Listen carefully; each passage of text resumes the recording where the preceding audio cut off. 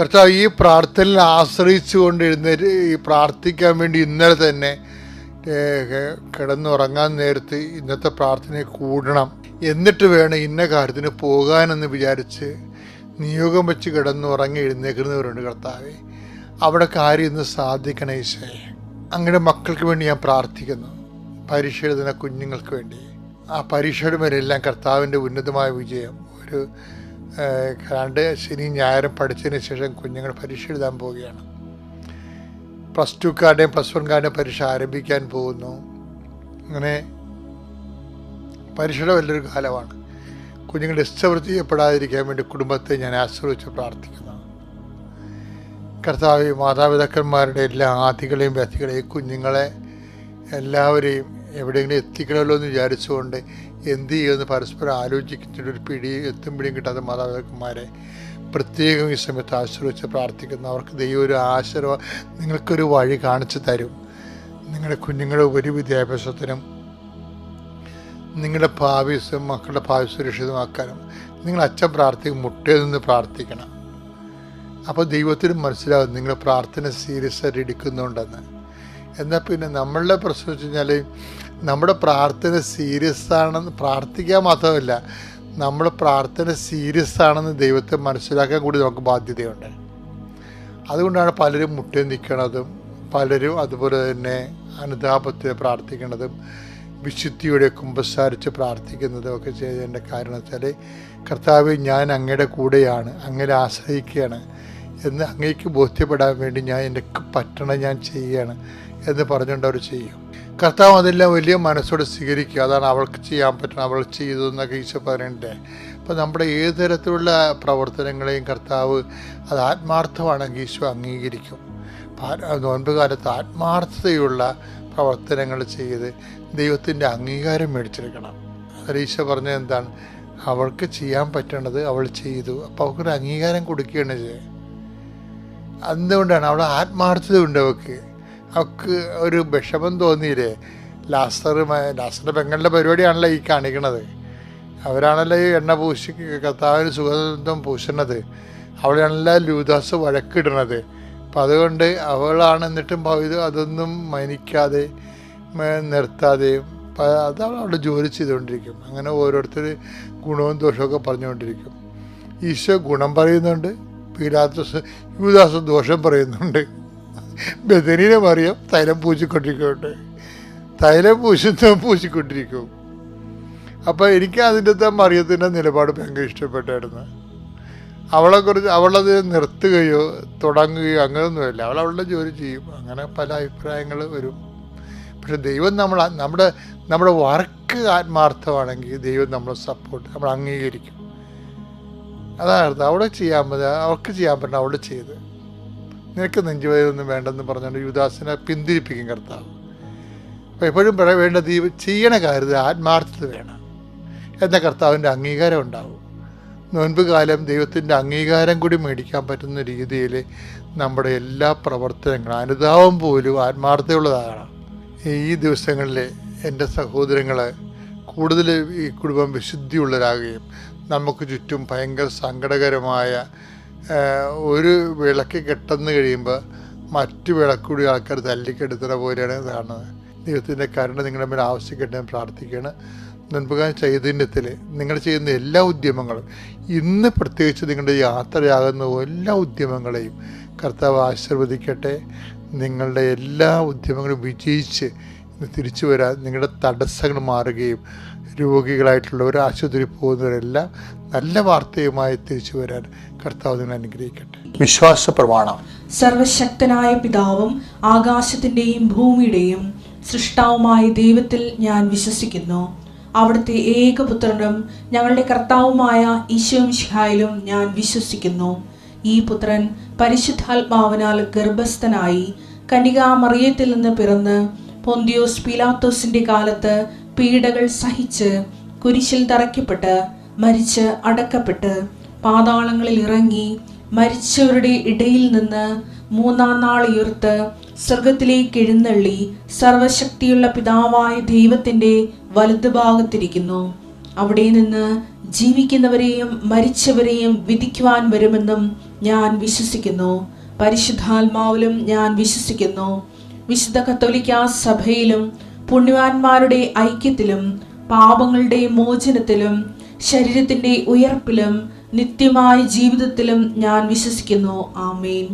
സ്വർഗ്ഗസ്ഥനായ ഞങ്ങളുടെ പിതാവേ, അങ്ങയുടെ നാമം പൂജിതമാകണമേ. അങ്ങയുടെ രാജ്യം വരണമേ. അങ്ങയുടെ തിരുമനസ് സ്വർഗത്തിലെ പോലെ ഭൂമിയിലും ആകണമേ. അന്നു വേണ്ടുന്ന ആഹാരം ഇന്ന് ഞങ്ങൾക്ക് തരണമേ. ഞങ്ങളോട് തെറ്റ് ചെയ്യുന്നവരോട് ഞങ്ങൾ ക്ഷമിക്കുന്നത് പോലെ ഞങ്ങളുടെ തെറ്റുകൾ ഞങ്ങളോടും ക്ഷമിക്കണമേ.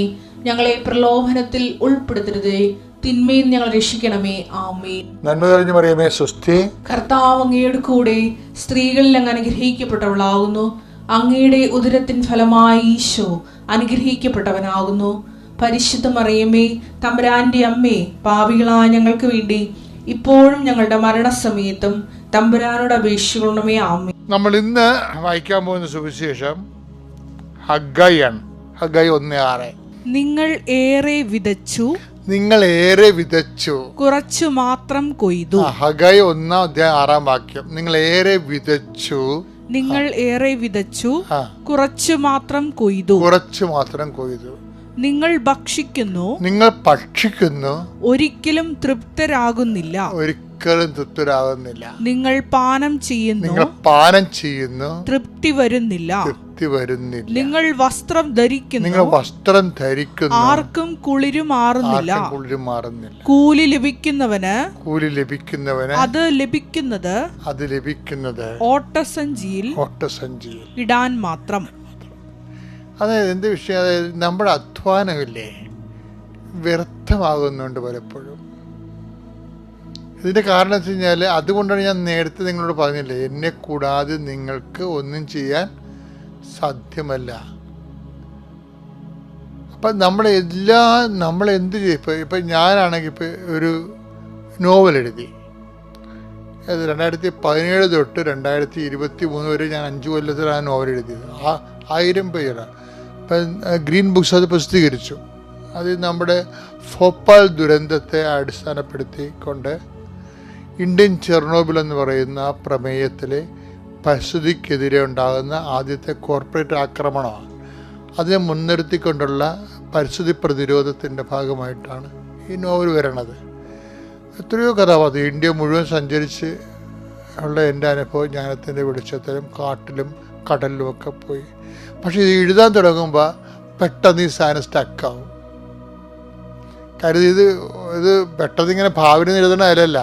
ഇതിനകത്ത് ഇത് ഭയങ്കരമായ ഒരു ബേസ്മെൻറ്റ് വേണ്ട എല്ലാത്തിനും. കാര്യം നടന്ന സംഭവമല്ലേ. പക്ഷേ ഞാൻ പുസ്തകം എഴുതുമ്പോഴൊക്കെ ഇപ്പോൾ കുറേ പുസ്തകം എഴുതി, 10-18 പുസ്തകം എഴുതിയിട്ടുണ്ട്. അപ്പോൾ സാംസ്കാരികമുണ്ട്. എനിക്ക് കേരള സാഹിത്യ അക്കാദമി അവാർഡ് തന്നിട്ടുള്ളതാണ്. അത് അവാർഡിൻ്റെ കാര്യം പറയല്ല. ഞാൻ ഈ എഴുതുമ്പോൾ ഇടയ്ക്ക് സമയത്ത് ചില സമയത്ത് സ്റ്റക്കായി പോകും. അപ്പോൾ ഞാൻ എന്ത് ചെയ്യും, ഞാൻ സ്വർഗ്ഗസ്വനായ ചെല്ലും, ഞോറും ചെല്ലും, അല്ലെങ്കിൽ ഒരു ജോമാലയുടെ ഒരു രഹസ്യം മുഴുവൻ ചെല്ലും. അപ്പോൾ പിന്നെ എന്ത് ചെയ്യും, അപ്പോൾ ഞാൻ സ്റ്റക്കായ സ്ഥലത്ത് നിന്ന് കർത്താവ് എനിക്ക് ഇപ്പോൾ റെഫറൻസ് ഗവേഷണ ബുക്കാണെങ്കിൽ എനിക്ക് കർത്താവിൻ്റെ ഗവേഷണം കാണിച്ചു തരും. ഇനി അടുത്ത പോയിൻ്റ് എവിടെ നീ അന്വേഷിക്കേണ്ടത്, അത് ഏത് ബുക്കിലുണ്ട്. ഇത് ഞാൻ ഏതെങ്കിലും ബുക്ക് എടുക്കുകയാണെങ്കിൽ എനിക്ക് പറ്റിയ പോയിൻ്റ് ഒന്ന് എടുത്ത് വെച്ച് തരും. ദൈവം ഭയങ്കര സംഭവമാണ് കേട്ടോ. വെച്ചാൽ നമ്മൾ ദൈവത്തിൻ്റെ കൂടെ ജീവിക്കണം ചേട്ടല്ല, പാട്ടിപ്പൊളിയാണ്. എന്ന് വെച്ച് കഴിഞ്ഞാൽ നമ്മൾ ചെയ്യുന്ന എല്ലാ കാര്യവും ദൈവത്തിന് ഇഷ്ടമായിരിക്കും. അതാണ് രസം. അതുകൊണ്ട് ദൈവം നമ്മളെ ഹെൽപ്പ് ചെയ്യും. ദൈവസ്നേഹമുള്ളവർക്കുള്ള ഗുണം അതാണ്. ആ ദൈവഭേദങ്ങൾ ചെയ്യണ എല്ലാ കാര്യവും ദൈവം മണ്ടത്തരം ചെയ്താലും ദൈവം കൂടെ നിൽക്കും. എന്നിട്ട് കുറച്ച് കഴിയുമ്പോൾ നമ്മൾ സ്നേഹപൂർവ്വം നാശക്കുഴിയിൽ നിന്ന് അങ്ങനെ വചനമില്ലേ, നാശക്കുഴിയിൽ നിന്ന് സ്നേഹപൂർവ്വം രക്ഷിച്ചിരിക്കുന്നത്. സങ്കീർത്തനം 103:4 വായിച്ചേ. അവിടുന്ന് നിന്റെ ജീവനെ പാതാളത്തിൽ നിന്ന് രക്ഷിക്കുന്നു. അവിടുന്ന് സ്നേഹവും കരുണയും കൊണ്ട് നിന്നെ കിരീടമണിയിക്കുന്നു. ദൈവത്തിന് ഇഷ്ടം തോന്നിക്കഴിഞ്ഞാണ്ടല്ലോ നീ ചെയ്യുന്നതെല്ലാം ശുഭമാവുകയും ചെയ്യുമെന്ന്. അത് അങ്ങനെ നോൻപുകാലത്ത് ഇങ്ങനെയൊക്കെയാണ് വളരേണ്ടത്. അന്ന് എടുത്ത് നീ ചെയ്യുന്നതെല്ലാം ശുഭമാക്കുകയും ചെയ്യും. ഉൽപ്പത്തി 39:23.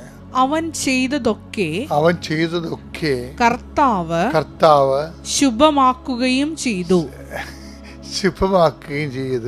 അത് ദൈവത്തിന് ഒരു ഇഷ്ടം തോന്നിക്കഴിഞ്ഞാണല്ലോ, ചെയ്തതൊക്കെ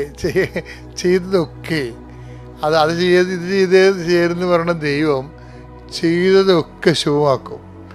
ദൈവത്തിന് അങ്ങനെ ചെയ്യാൻ പറ്റുകയും നമ്മളോട് ഇപ്പോൾ മോശസിൻ്റെ കൽപ്പനകളിൽ ചെയ്തത് അത് ചെയ്യരുത്, ഇത് ചെയ്യരുതെന്ന് വെച്ചാൽ അങ്ങനെയല്ലേ ദൈവം കൽപ്പന കൊടുക്കണത്, ഡു ആൻഡ് ഡു നോട്ട് എന്ന് പറഞ്ഞ്. പക്ഷേ ദൈവസ്നേഹം നിറഞ്ഞു കഴിഞ്ഞാൽ രണ്ട് കാര്യങ്ങൾ സംഭവിക്കും. ഒന്ന്, നമുക്ക് മോശമായ കാര്യങ്ങൾ ചെയ്യാൻ പറ്റത്തില്ല, ദൈവം അത് കൺട്രോൾ ചെയ്യുകയും മറ്റ് ചെയ്യണതെല്ലാം ദൈവം ചെയ്യാൻ പറ്റും, പക്ഷെ ശുഭമാക്കുക എന്നുള്ള വേറെ വിഷയമാണ്. ഇപ്പോൾ പൗലോസ് പറയണില്ലേ, എല്ലാവർക്കും പ്രയോജനമല്ല. പ്രഭാഷണം 37:28.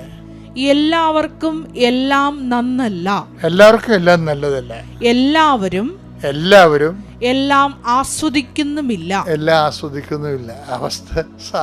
വിഷയത്തിൻ്റെ അവസ്ഥ ഇതാണ്. അപ്പം അതുകൊണ്ടാണ് ശുഭമാക്കുക എന്ന് വേണ്ടി വരണത്. എല്ലാവർക്കും നല്ലതല്ല, എല്ലാവരും എല്ലാം ആസ്വദിക്കണമില്ല. പിന്നെ എന്ത് ചെയ്യണം? പിന്നെ അതുകൊണ്ടാണ് ഇതിൻ്റെ അകത്ത് ഈ ഭംഗിപ്പെടുത്തൽ വരേണ്ടത്. എന്താണ്? അവൻ ചെയ്തതെല്ലാം അവിടുന്ന് ശുഭമാക്കുകയും ചെയ്തു. അപ്പം നമ്മുടെ പ്രവൃത്തികളുടെ മേൽ ദൈവത്തിൻ്റെ ഒരു ഭംഗിപ്പെടുത്തൽ വേണം. അപ്പോഴെന്ത് പറ്റും? അത് എല്ലാം നല്ലതാണ്, പക്ഷെ എല്ലാം പ്രയോജനകരമല്ല. അങ്ങനെ വാക്കുണ്ട്. ഒന്നുകൂടെ സാറേ 12 കണ്ട വായിച്ചേ. എല്ലാം എനിക്ക് നിയമാനുസൃതമാണ്, എന്നാൽ എല്ലാം പ്രയോജനകരമല്ല. എല്ലാം എനിക്ക് നിയമാനുസൃതമാണ്. ഈ പ്രയോജനകരമാക്കി തീർക്കുന്നത് എന്താണ്? അതാണ് ശുഭമാക്കുകയും ചെയ്തു. ശുഭമാക്കുക ദൈവത്തിൻ്റെ ഭാഗത്തുനിന്ന്, ദൈവത്തിൻ്റെ സ്പേസാണത്. ഇപ്പം ആൾക്കാർക്ക് പറയുന്നത് എന്തറിയാവോ? അവർക്ക് ചെയ്യാവുന്ന കാര്യങ്ങൾ ഒരിക്കലും ദൈവത്തോട് ഡിസ്കസ് ചെയ്യത്തില്ല. ഓടെ പോകണം, ഞാൻ പോകണ്ട, ഞാനല്ല പോണ, ദൈവമല്ല. അങ്ങനെ മുഷ്കന്മാരും തണ്ടുരോഗികളൊക്കെ ഉണ്ടാവും. കർത്താവേ, ഇതൊക്കെ ഉണ്ടെങ്കിലും നീയാണ് അവസാനം എനിക്ക് പറയാനുള്ള ആള് എന്ന് പറയുമ്പോൾ ദൈവത്തിൻ്റെ അതാണ്. ദൈവം എല്ലാം മോസസിൻ്റെ എല്ലാം ശുഭമാക്കുകയും ചെയ്യും. അങ്ങനെയാണ് ഒരു ദിവസം ശുഭമാകണത്, അങ്ങനെയാണ് ജീവിതം ശുഭമാകണത്. Praise the Lord. നമ്മളുടെ ബിബ്ലിക്കലി സ്പീക്കിംഗ് ലോകത്ത് കരുണയുണ്ട് സ്വാഭാവികമായി. ഇപ്പം ഷിബിയൊക്കെ ഉള്ള രാജാക്കന്മാർക്ക് കരുണയുടെ പ്രതീകമായിട്ട് നമ്മുടെ ഭാരത മീമാംസകളൊക്കെ അവതരിപ്പിച്ചിട്ടുണ്ട് കരുണയാണ്. പക്ഷെ നമ്മളുടെ കരുണയങ്ങ അല്ല അത്. നമ്മളുടെ കരുണ ദൈവപിതാവ് അർഹതയില്ലാത്ത നമ്മളോട് ക്രിസ്തുവിനെ നൽകിക്കൊണ്ട് കാണിച്ചൊരു കരുണയുണ്ട്.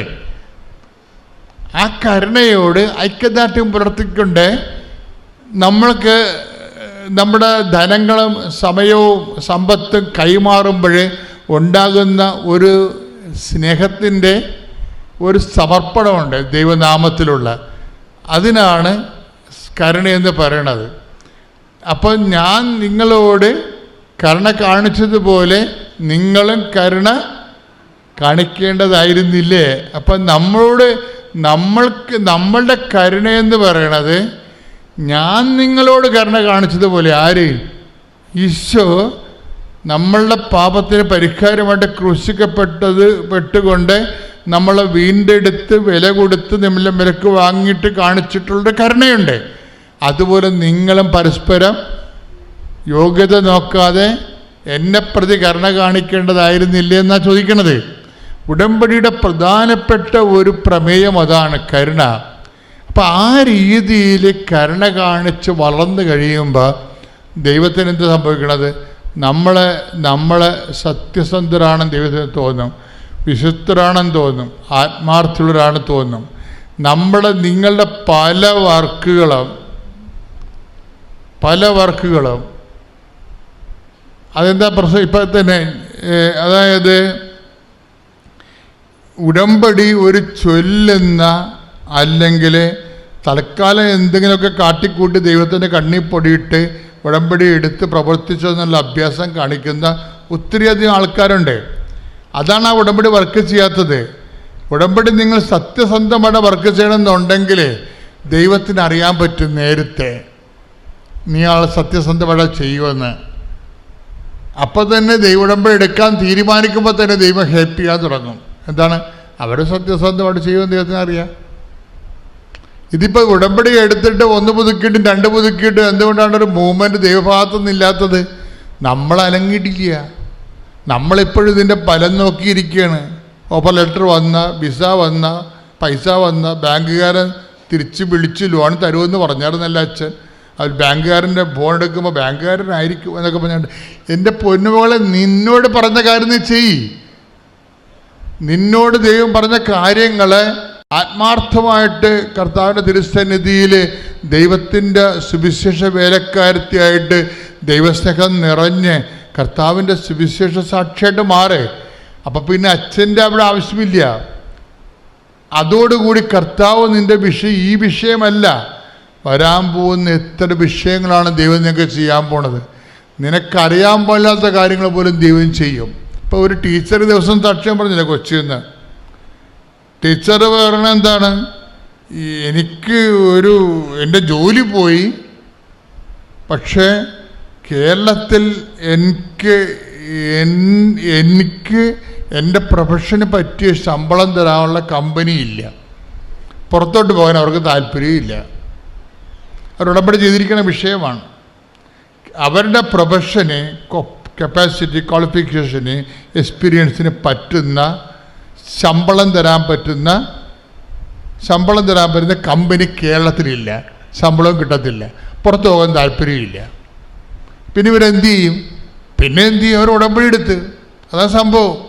ഉടമ്പടി എടുത്തതിന് ശേഷം അവർ ആ ഉടമ്പടി വിഷയങ്ങളെല്ലാം കൃത്യമായിട്ട് അതിൻ്റെ അരുവി ചെയ്തിട്ട് അവർ കുർബാന സ്വീകരിച്ച് കഴിയുമ്പോൾ അവർക്ക് ലഭിക്കാമെന്ന് ശമ്പളം എഴുതി കാണിക്കും കർത്താവ്. നിങ്ങളെ സാക്ഷ്യം ഒന്ന് നോക്കിയേ, നോക്കിയേ, കേട്ടായിരുന്നോ? അപ്പം നമ്മൾ ഞെട്ടിപ്പോകും ശരിക്കും പറഞ്ഞാൽ. അതായത് അവർക്ക് കേരളത്തിൽ അവർക്ക് ശമ്പളം കിട്ടത്തില്ലെന്നാണ് അവരിപ്പോൾ ധരിച്ചിരിക്കുന്നത്. അത്രയും പ്രൊഫഷന് പറ്റുന്നൊരു ശമ്പളം തരുന്ന കമ്പനി കേരളത്തിലില്ല. അവർക്ക് പുറത്തു പോകാൻ താല്പര്യമില്ല. പക്ഷേ അവർ ഉടമ്പടി എടുത്തു കഴിയുമ്പോൾ കുർബാന ചെയ്യുന്ന സമയത്ത് കർത്താവ് അന്തരീക്ഷത്തിൽ എഴുതി കാണിക്കും, ഈ ശമ്പളം നിനക്ക് കിട്ടുമെന്ന് പറയും. പിന്നെന്താ സംഭവിക്കുന്നത്? പെട്ടെന്ന് കമ്പനി കണ്ടുപിടിച്ച് ഇൻ്റർവ്യൂവിൽ അതിനുശേഷം അവരുടെ HR വിളിച്ചു കഴിയുമ്പോൾ ശമ്പളം പറയുമ്പോഴാണ് ഇവർ കണ്ണ് നിറഞ്ഞു പോണത്. കർത്താവ് കുർബാനയുടെ സമയത്ത് പറഞ്ഞ ശമ്പളമാണ് തരണത്. Praise the Lord. ഹല്ലേലൂയ. ഇത്രയും ഇടിവെട്ടായിട്ടുള്ള ഷാർപ്പ് ഷൂട്ടായിട്ടുള്ള ഒരു പ്രാർത്ഥനാ രൂപം നമ്മുടെ ലോകത്തിലുണ്ടാകത്തില്ല.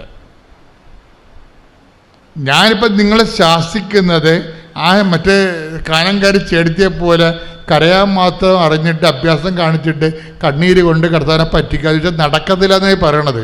മര്യാദക്ക് അതിൻ്റെ അരൂപി മനസ്സിലാക്കിയിട്ട് കരുണയും സ്നേഹവും കൊണ്ട് ആത്മാർത്ഥവും സത്യസന്ധവുമായിട്ട് ദൈവത്തെ ആരാധിക്കുന്നൊരു സമൂഹത്തിൻ്റെ ഭാഗമായി ഉടമ്പടി നിങ്ങളെ മാറ്റട്ടെ എന്ന് പ്രാർത്ഥിച്ചുകൊണ്ട് ശ്രുതിക്കട്ടെ. ഹല്ലേലൂയ.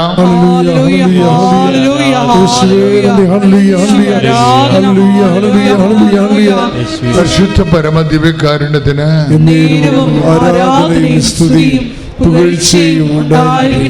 എൻ്റെ മക്കളെ, നമ്മൾ രോഗസൗഖ്യ പ്രാർത്ഥനയിലേക്ക് പ്രവേശിക്കുകയാണ്. അതുപോലെ തന്നെ ജീവിത ദുരിതങ്ങൾക്കും തടസ്സങ്ങൾക്കെതിരെയുള്ള ദൈവിക ശാസന പ്രാർത്ഥനയ്ക്ക്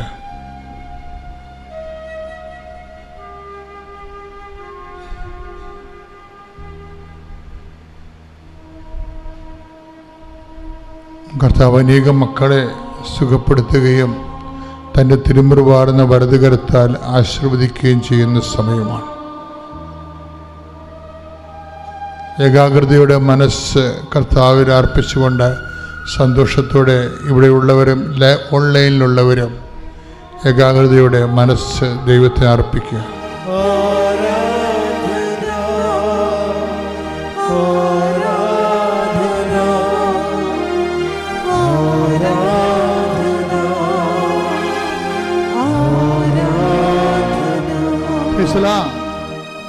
എപ്പോഴും നമ്മൾ ശ്രദ്ധിക്കേണ്ടത്, ഉടമ്പടി വരുമ്പോൾ ഒരു ഫോർമുലയാണ് അതിൻ്റെ അകത്ത് മെയിനായിട്ട് നിൽക്കുന്നത്. എന്താണ്?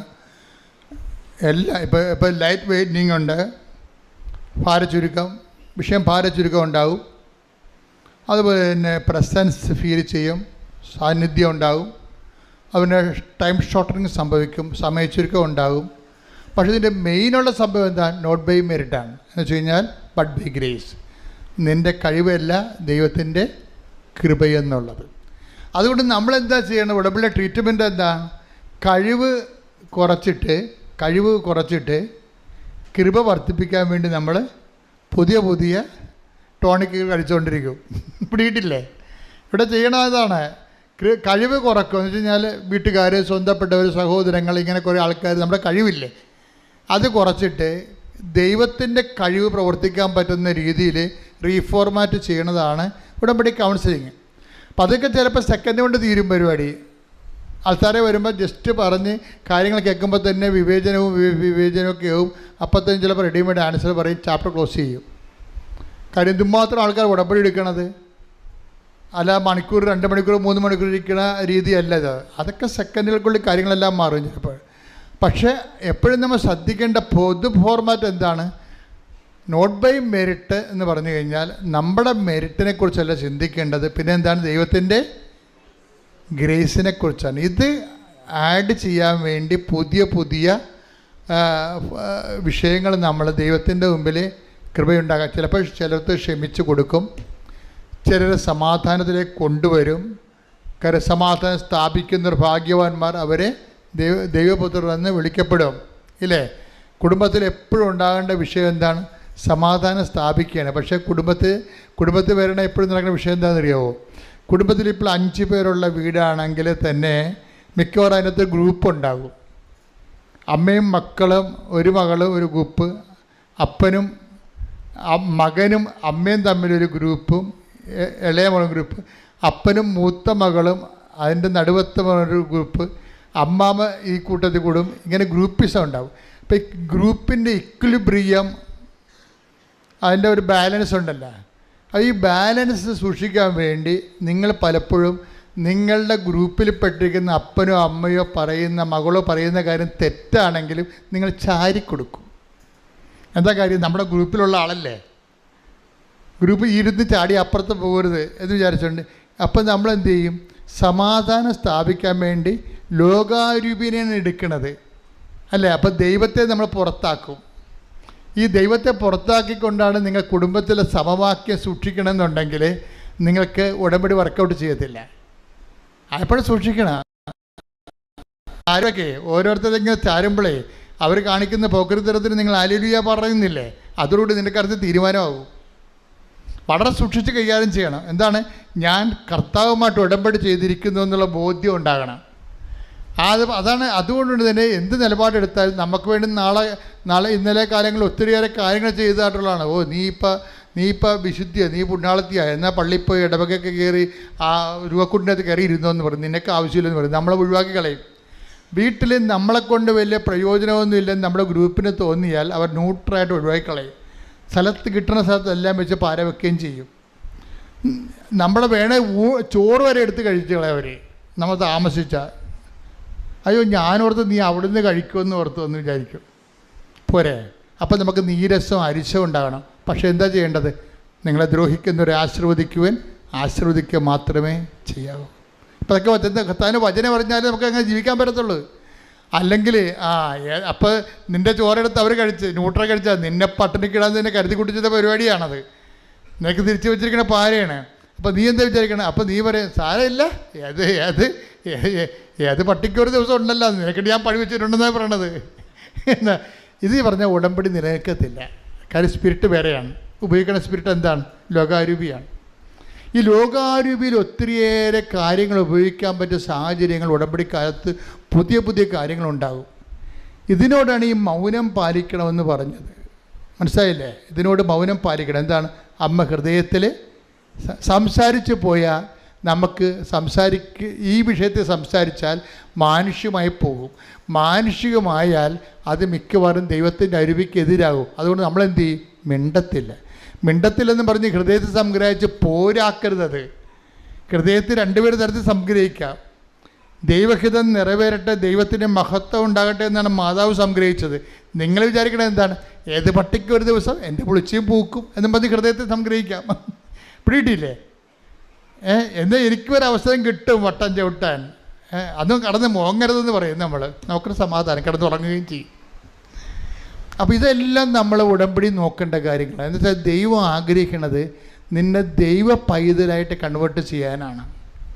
നീ ആഗ്രഹിക്കേണ്ടത് ലോകത്തിലെ ഏറ്റവും മോശം, നിങ്ങൾ പറയും അത് ഇവിടെയൊക്കെ ജീവിക്കണമെങ്കിൽ പല്ലും നഖവും വേണം അച്ഛാന്ന് പറയും. അച്ഛനൊക്കെ പറയും അത് അൾത്തറയിലേ പറയാൻ പറ്റത്തുള്ളൂ.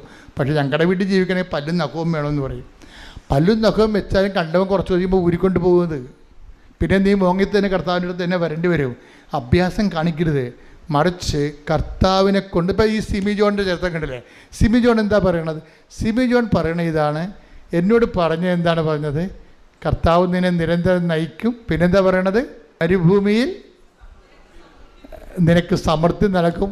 എന്നിട്ട് സിമി ജോൺ പറയുന്നു, ഞാൻ ഇവിടെ നിൽക്കരുത് ഇവളിത് പറയുമ്പോഴേ, അവളത് പറഞ്ഞപ്പോഴേ എനിക്ക് കറണ്ട് അടിച്ചു. ഞാൻ സിസ്റ്ററിനോട് പറഞ്ഞു, സിസ്റ്ററെ ആ സാക്ഷ്യം നോട്ട് ചെയ്തേക്കാൻ പറഞ്ഞു. എന്താ കാര്യം വെച്ച് കഴിഞ്ഞാൽ, ഈ ഇതിവൾ പറയുമ്പോൾ തന്നെ അവൾ പറയുന്ന വാക്കുണ്ട്, കർത്താവ് എന്നോട് പറഞ്ഞു, ഞാനത് വിശ്വസിച്ചു, പരീക്ഷ എഴുതാൻ തീരുമാനിച്ചു, ഈ തൊണ്ടയും വെച്ചാണെന്ന്. അതാണ് വിഷയം. അതായത് കർത്താവ് എന്ന് പറഞ്ഞു. എന്താ പറഞ്ഞത്? ഞാൻ നിന്നെ കൈപിടിച്ച് നിരന്തരം നയിക്കും, മരുഭൂമിയിൽ നിനക്ക് സമൃദ്ധി നൽകൂ എന്ന് പറഞ്ഞപ്പോൾ ഞാനത് വിശ്വസിച്ചു. അത് വചനത്തിൻ്റെ പ്രശ്നം, അത് നിറവേറണമെങ്കിൽ അത് വിശ്വസിക്കണം. ചിലർക്ക് ഭാഗികമായി വിശ്വസിക്കും, ചില കുറച്ച് വിശ്വസിക്കും, ചിലപ്പോൾ ഒക്കുമായിരിക്കും, ചിലവർക്കൊക്കും ചിലവർക്കൊക്കത്തില്ലെന്ന്. അങ്ങനെയല്ല. കർത്താവ് പറഞ്ഞാൽ പിന്നെ കർത്താവ് അങ്ങയോട് അളിച്ചത കാര്യങ്ങൾ നിറവേറ്റുമെന്ന് ഞാൻ വിശ്വസിച്ചു. അതുകൊണ്ട് ഞാൻ എന്ത് ചെയ്ത്, ഈ കുരത്തൊണ്ടയും കൊണ്ടുപോയി പരീക്ഷ എഴുതാൻ തീരുമാനിച്ചു. ഞാൻ പരീക്ഷ എഴുതാൻ വേണ്ടി ചെന്നപ്പോൾ കർത്താവ് പറഞ്ഞാണ്, ഞാൻ നിന്നെ നിരന്തരം കൈപിടിച്ച് നിന്നെ നിരന്തരം നയിക്കും. ഞാൻ പരീക്ഷ ഹോളിൽ ചെന്നപ്പോൾ തന്നെ എനിക്ക് സംസാരിക്കാൻ പറ്റിയെന്ന് തൊണ്ട പറഞ്ഞു. പിന്നെ ഇവൾ റിട്ടേൺ പരീക്ഷ എഴുതാൻ. റിട്ടേൺ പരീക്ഷ ഭയങ്കര രസമാണ്. അത് എഴുതുമ്പോൾ ബബിൾസ് ഇങ്ങനെ കറുപ്പിക്കണ്ടേ. കറുപ്പിക്കുമ്പോഴുടനെ ഇവളെ കറുപ്പിക്കാൻ വേണ്ടി ഉടനെ എടുത്ത് ഉരക്കാൻ വേണ്ടി പേസ് എടുക്കുമ്പോൾ ഈശോ പറയും, no no no no not എന്ന് പറയും. അതല്ല തെറ്റായ ഉത്തരവാണ്, ഇപ്പുറത്തെന്ന് പറഞ്ഞു. എൻ്റെ അമ്മ, ഈ ദൈവത്തിൻ്റെ കാര്യം ഭയങ്കര രസമാണ്.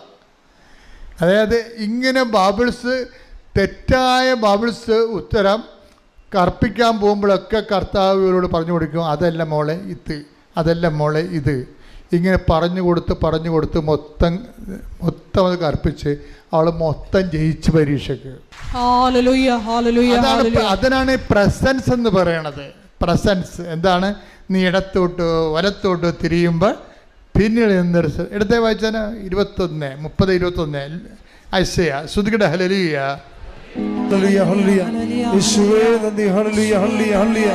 ഏശയ്യ 30:21. നീ വലത്തോട്ടോ ഇടത്തോട്ടോ തിരിയുമ്പോൾ, നീ ഇടത്തോട്ടോ വലത്തോട്ടോ തിരിയുമ്പോൾ നിന്റെ കാതുകൾ പിന്നിൽ നിന്ന് ഒരു സ്വരം ശ്രവിക്കും. ഇതാണ് വഴി, ഇതിലേ പോവുക. അപ്പോൾ നമ്മളെ സംബന്ധിച്ചിടത്തോളം പ്രസൻസിന്റെ ഉദ്ദേശം എന്താ? നമ്മൾ ചെയ്യുന്ന കാര്യങ്ങൾ തെറ്റാണെങ്കിൽ ഒന്നെങ്കിൽ നമ്മളതുകൊണ്ട് ചെയ്യിക്കത്തില്ല ദൈവം. ഭയങ്കര സുരക്ഷിതമാണ്. ഇപ്പം നിങ്ങളൊരു മനുഷ്യൻ്റെക്ക് ഇപ്പോൾ നാളെ ഒരാൾ വരും, നിങ്ങൾ പൈസ കൊടുക്കാമെന്ന് പറഞ്ഞ പാർട്ടിയാണ്, അയാൾക്ക് 4 ലക്ഷം കൊടുക്കണം. അപ്പോൾ നിങ്ങൾ വേറെ എടുത്തും പറയും, അത് കുഴപ്പമില്ല, നമുക്ക് ഇന്നയാളുടെ ഇത് മേടിക്കാമെന്ന് പറയും. പക്ഷേ അയാൾ ഭയങ്കര ലോക ബ്ലേഡാണെങ്കിൽ, നിൻ്റെ കിഡ്നി അടിച്ചുകൊണ്ട് പോണ പാർട്ടിയാണെങ്കിൽ മാതാവ് പറയും, അവൻ്റെക്ക് ഇത് മേടിക്കണ്ട, ഈ വന്നാളെ ഞാൻ നിരത്തി തരാമെന്ന് പറയും. അച്ഛാ, നീ വലത്തോട്ടോ ഇടത്തോട്ടോ തിരിയുമ്പോൾ എപ്പോഴും നീ ഓർത്തേക്കണം, അതിനാണ് ഈ ഉടമ്പടിക്ക് ആശീർവാദം നിനക്ക് തന്നു വിട്ടിരിക്കണത്. നിനക്ക് എന്തെങ്കിലും പ്രയാസം ഉണ്ടെങ്കിൽ അതിന്മേ തൊട്ട് വിശ്വാസപ്രമാണം ചെല്ലണം. എന്താണ്? കർത്താവിൻ്റെ പ്രസൻസ് നിനക്ക് ഫീൽ ചെയ്യാൻ വേണ്ടിയാണ്. പ്രസൻസ് നമുക്ക് ഉടമ്പടി വാഗ്ദാനമുള്ളതാണ്. എന്താണ്? I will come with you wherever you go. അത് മറന്നു പോകരുത്. ഈ നോട്ട് ബൈ മെറിറ്റ് പോലൊരു സംഭവമാണത്. എന്താണ്? നീ എവിടെ പോയാലും വാഗ്ദാനമാണേ, നീ എവിടെ പോയാലും ഞാൻ നിൻ്റെ കൂടെ ഉണ്ടാകും. അതുകൊണ്ടാണ് ഈ പരീക്ഷയ്ക്ക് ഒരിക്കലും പിള്ളേർക്ക് ഇത് കൊടുത്തു വിടരുതെന്ന് പറയണത്.